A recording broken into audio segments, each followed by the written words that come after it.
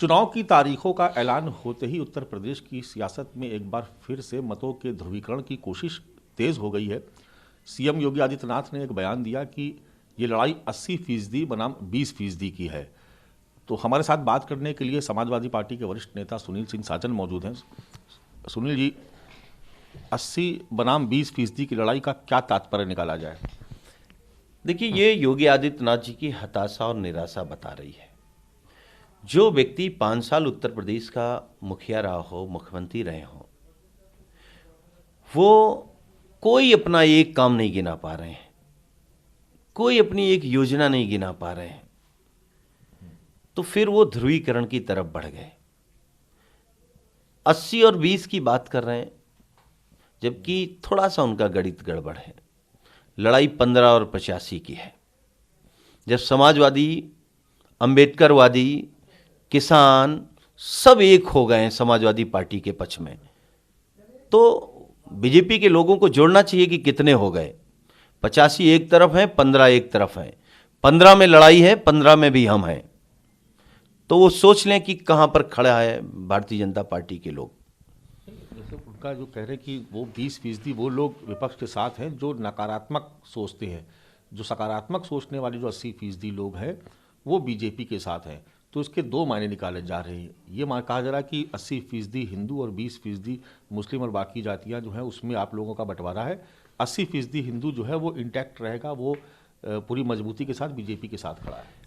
योगी जी क्या बता सकते हैं कि उत्तर प्रदेश का किसान क्या नकारात्मक सोचता है? उत्तर प्रदेश का पिछड़ा क्या नकारात्मक सोचता है? उत्तर प्रदेश का दलित क्या नकारात्मक सोचता है? उत्तर प्रदेश का छोटा व्यापारी, बहन बेटियां, बेरोजगार, ये क्या नकारात्मक सोचते हैं? इनका लगातार पिछड़े और दलितों का अपमान योगी जी ने मुख्यमंत्री रहते किया है। लेकिन अब पिछड़े दलित एक हो गए हैं, ब्राह्मण हमारे साथ है, छोटा व्यापारी हमारे साथ है। तो अब योगी जी कितना भी झूठ बोल ले, भाजपा कितना भी झूठ बोल ले, लेकिन भाजपा खत्म होने जा रही, भाजपा साफ होने जा रही। इसलिए वो हिंदू मुसलमान पे बात करना चाहते हैं, क्योंकि उनके पास गिनाने को कुछ नहीं है, काम बताने को कुछ नहीं है। वो कह रहे कि बाबा विश्वनाथ का कॉरिडोर बनवाया उन्होंने, अयोध्या में भव्य राम मंदिर का निर्माण हो रहा है, मथुरा में भी डेवलपमेंट के कार्य हो रहे हैं, वो भी उनके एजेंडे में आ गया है। कल केशव प्रसाद मौर्य ने भी कहा कि जितने भी हिंदू धार्मिक स्थल थे उन सबका विकास किया गया। तो जो एक बड़ी आबादी है वो उनके साथ नहीं, देखिए, वो अपने काम नहीं गिना पा रहे हैं। वो ये नहीं बता पा रहे हैं कि हमने किसानों को बर्बाद कर दिया।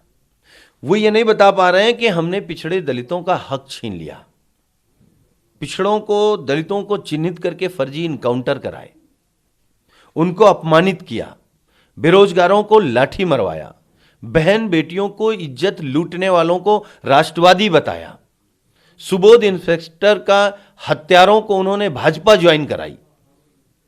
तो अपने असली काम तो बताएं कि उन्होंने कोरोना महामारी में भी लूट कर ली, सारे विभाग लूट लिए। अधिकारी और नेताओं ने मिल कर करके उत्तर प्रदेश को बर्बाद किया है, डिस्चार्ज किया है। 10 मार्च को उत्तर प्रदेश चार्ज होगा और उत्तर प्रदेश के मुख्यमंत्री माननीय अखिलेश यादव जी होंगे। अच्छा, समाजवादी पार्टी की तरफ से दावा किया गया था कि 400 सीटें मिल जाएंगी। केशव जी कह रहे कि 400 सीटें वो आपको मिलेंगी जो टेंट हाउस से आप उठा के लाएंगे, वो खाली कुर्सियाँ होंगी, सीटें नहीं मिलेंगी। देखो, केशव जी तो इसलिए परेशान हैं कि उनका स्टूल भी जाने वाला है, और इस सरकार में सबसे ज्यादा अगर कोई अपमानित हुआ है तो केशव प्रसाद मौर्य हुए हैं। ये तो मुख्यमंत्री बन रहे थे, फिर उप मुख्यमंत्री हो गए, नेम प्लेट तोड़ करके बाबा ने फेंकवा दिया। जब बैठने का मौका आया तो स्टूल दे दी। इनको बताया कि आप शूद्र हो, ये शूद्र जान ही नहीं पा रहे हैं कि हमारी जगह कहां है। आज समाजवादी पार्टी की एक बैठक शेड्यूल थी, ये कहा जा रहा था कि उसमें शिवपाल भी होंगे, ओम प्रकाश राजभर भी होंगे। कब होगी बैठक और किन मुद्दों पे होगी? देखिए, ये सारी रणनीति माननीय राष्ट्रीय अध्यक्ष जी तय कर रहे हैं। कब बैठक होगी, किन से बात होगी, किन से क्या बात होगी, कैसे बात होगी, ये राष्ट्रीय अध्यक्ष जी तय कर रहे हैं। ये रणनीति का हिस्सा है, ये हम अपनी रणनीति कैसे बता दें। अच्छा, ओम प्रकाश राजभर से दयाशंकर की मुलाकात हुई, कहा जा रहा है कि अभी भी बीजेपी में जा सकते हैं। कोई जबरन मुलाकात करने चला जाए तो क्या करेंगे आप? ओम प्रकाश राजभर जी भाजपा का असली चाल चरित्र चेहरा जनता के सामने रख रहे हैं। कांग्रेस के एक बड़े नेता हैं इमरान मसूद, बहुत चर्चा हो रही है कि वो समाजवादी पार्टी में शामिल हो रहे हैं। हालांकि वो अभी तक इनकार कर रहे हैं, लेकिन जो चर्चा है वो यही है कि वो समाजवादी पार्टी में शामिल हो रहे हैं। तमाम बड़े दलों के तमाम बड़े नेताओं को आप अपनी पार्टी में अब तक शामिल करा चुके हैं, क्या इमरान मसूद भी आने जा रहे हैं? देखिए, हमें कोई जानकारी नहीं है कि इमरान मसूद शामिल हो रहे हैं कि नहीं शामिल हो रहे हैं।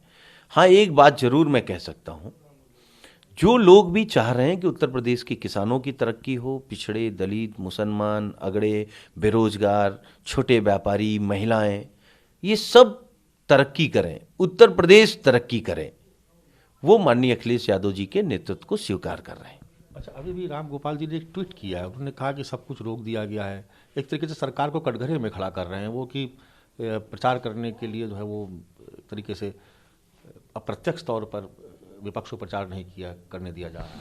देखिए, विपक्ष के खिलाफ लगातार साजिश हो रही है, लेकिन विपक्ष मिल करके अब की जो समाजवादी पार्टी के गठबंधन है वो भारतीय जनता पार्टी का सफाया करने जा रहे हैं।